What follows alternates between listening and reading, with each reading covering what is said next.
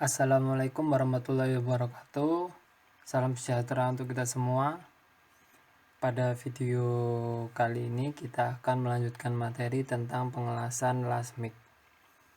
Di video ini kita akan membahas secara khusus yaitu tentang elektroda untuk pengelasan lasmik.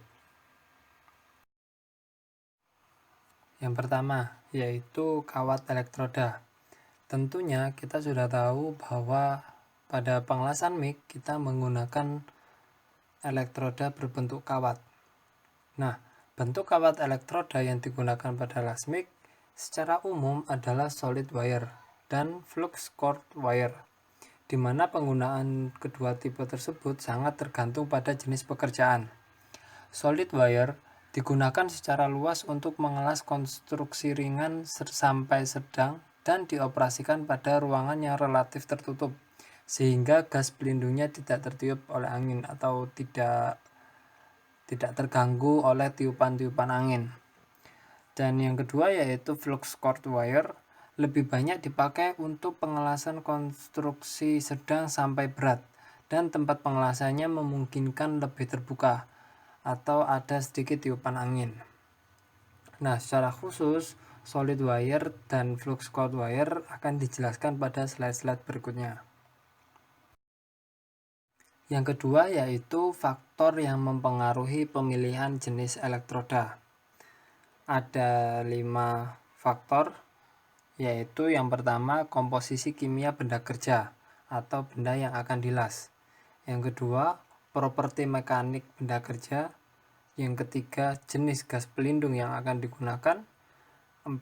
Jenis servis atau layanan atau aplikasi yang dibutuhkan. Dan yang terakhir yaitu jenis penyambungan las yang akan dilakukan. Berikutnya yaitu kita mempelajari tentang bagaimana standar penomoran elektroda. Pada lasmik, standar penomorannya seperti pada gambar di sebelah kanan. Di bagian atas ada tulisan ER, XX, S, strip X. E pada huruf pertama menunjukkan bahwa itu adalah elektroda. Huruf yang kedua yaitu R menunjukkan itu berbentuk batang. Kemudian XX itu menunjukkan kuat tarik minimum dikalikan 1000 PSI. Kemudian huruf S menunjukkan bahwa kawat tersebut yaitu kawat solid, dan huruf X yang terakhir yaitu komposisi kimia. Nah, ada contohnya di bagian bawah. Contoh yang pertama, ER70S-2,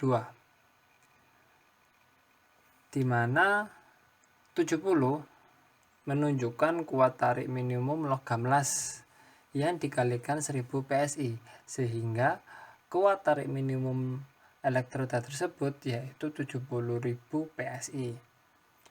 Kemudian angka 2 yang di terakhir yaitu menunjukkan komposisi kimia, yang antara lain 0,07% karbon, 0,05 sampai 0,15% titanium, 0,9 sampai 1,4% mangan, 0,02 sampai 0,12% ZR, 0,4 sampai 0,7% SI, 0,05 sampai 0,15% yaitu Al atau aluminium. Contoh yang kedua yaitu ER70S4. Seperti tadi, 70 itu menunjukkan kekuatan tarik minimum dikalikan 1000 PSI yaitu menunjukkan 70.000 PSI, dan angka 4 di terakhir menunjukkan komposisi kimia. Selanjutnya kita akan membahas tentang solid wire. Kawat padat seluruhnya dibuat dari logam dan dilapisi dengan lapisan tembaga dengan ketebalan 1 mikron atau kurang untuk mencegah karat dan merubah konduktivitas. Diameter dari kawat padat khususnya sekitar 0,8 sampai 1,6 mm. Kawat padat di sini maksudnya yaitu solid wire ya. Kemudian kawat padat dari komposisi kimia yang berbeda digunakan sesuai dengan tipe baja, komposisi gas pelindung, jenis arus yang digunakan, dan lain-lain. JIS atau standar internasional dari Jepang mengklasifikasikan kawat lunak menjadi 4 kelompok, yaitu kawat untuk baja lunak dan baja kuat tarik tinggi, kemudian kawat untuk anti cuaca, kawat untuk baja MO dan baja CRMO, dan yang terakhir yaitu kawat untuk baja tahan karat. Nah, gambar solid wire dapat dilihat pada gambar di sebelah kanan. Itu ada solid wire, sangat berbeda sekali dengan metal cord wire atau flux cord wire. Kemudian kita akan membahas lebih lanjut tentang flux cord wire atau sering disebut kawat inti flux. Kawat ini terdiri dari dioksidan, pembentuk terak, penstabil busur, dan lain-lain yang semuanya dibungkus di dalam selubung logam. Tidak seperti untuk las busur berpelindung sendiri atau SMAW, kawat inti flux untuk las MIG tidak mengandung zat pembentuk gas, maka pada umumnya mensyaratkan adanya gas pelindung. Jadi tetap walaupun ada pembungkusnya atau selubungnya, tetap menggunakan gas pelindung karena pelindung selubung logamnya tidak mengandung zat untuk membentuk gas. Kemudian jenis kawat terak penting dalam pengoperasian pengelasan dan menjamin tampilan bentuk rigi yang halus dengan percikan yang kecil. Bahan tersebut memudahkan dalam pengelasan dengan arus tinggi pada berbagai posisi. Nah, perbedaannya, jenis kawat logam mengandung sejumlah besar serbuk bersih sebagai pengganti dari pembentuk terak, sehingga tidak hanya mempunyai keistimewaan pada terak dari tipe kawat inti flux yang menjamin laju pendepositan tinggi, tetapi juga kawat solid yang membentuk sedikit terak. Seperti pada gambar di sebelah kanan, untuk pada bagian sebelah kiri, metal cord wire atau flux cord wire bentuknya sangat berbeda dengan solid wire, di mana kondisinya berbeda sekali di posisi penampangnya dan di bagian dalamnya. Karena kawat inti flux ini lebih lunak dibandingkan kawat solid, maka harus diperhatikan juga untuk penyetelan tekanan kawat pengumpan atau wire feeder yang tidak boleh terlalu tinggi.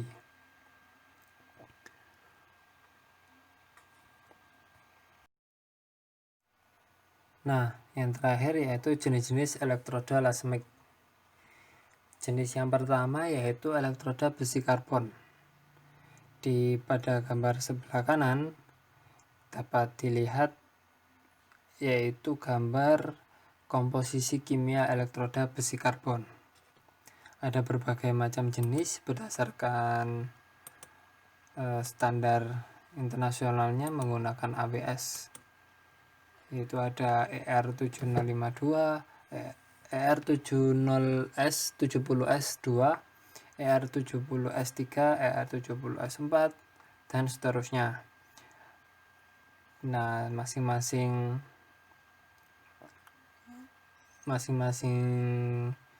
tipe elektroda besi karbon mengandung komposisi kimia yang berbeda-beda. Tapi intinya tetap ada isinya karbon, mangan, silikon, sulfur, phos, dan molib dan yang lain, zat-zat yang lain. Lanjut. Pada gambar sebelah kanan ini adalah sifat mekanik elektroda besi karbon. Ya, di kolom sebelah kiri ada tipe-tipe elektroda besi karbon, macam-macamnya banyak. Nah, sifat mekaniknya berbeda-beda, tergantung dari shielding gasnya, current and polarity-nya menggunakan polaritas apa, current yang seperti apa, lalu kemudian kekuatan tariknya minimal. Nah, itu ada berbeda-beda. Dalam satuan PSI ada satuan MPa juga. Ada yield strength, ada juga along into inch minimal persen, dan minimum weight not impact. Lanjut. Kemudian jenis elektroda selanjutnya yaitu elektroda stainless steel. Dalam memilih elektroda yang cocok untuk proses pengelasan stainless steel, ada beberapa faktor yang mempengaruhinya. Faktor yang pertama yaitu gas pelindung argon atau O2 sekitar 1% untuk jenis pengelasan menggunakan transfer logam spray, dan A1025 untuk proses pengelasan menggunakan transfer logam arus pendek. Faktor yang kedua yaitu elektroda yang dipilih harus memiliki kandungan kimia yang hampir sama dengan logam dasar atau benda kerja atau benda yang akan dilas. Dan faktor yang terakhir yaitu batas deoksidasi tidak terlalu penting. Pada gambar sebelah kanan itu merupakan komposisi kimia elektroda stainless steel, sama dengan elektroda besi karbon.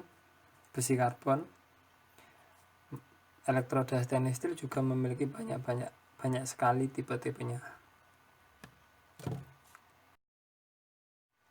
Jenis elektroda yang terakhir yaitu elektroda aluminium. Elemen dasar yang digunakan dalam elektroda aluminium yaitu ada magnesium, mangan, seng, silikon, dan tembaga. Alasan utama untuk menambahkan elemen-elemen tersebut adalah untuk meningkatkan kekuatan dan logam aluminium murni. Selain itu, ketahanan korosi atau weldability atau kemampuan suatu benda untuk dilas juga merupakan alasan penambahan elemen tersebut. Nah, cukup sekian video kali ini, semoga bermanfaat. Wassalamualaikum warahmatullahi wabarakatuh.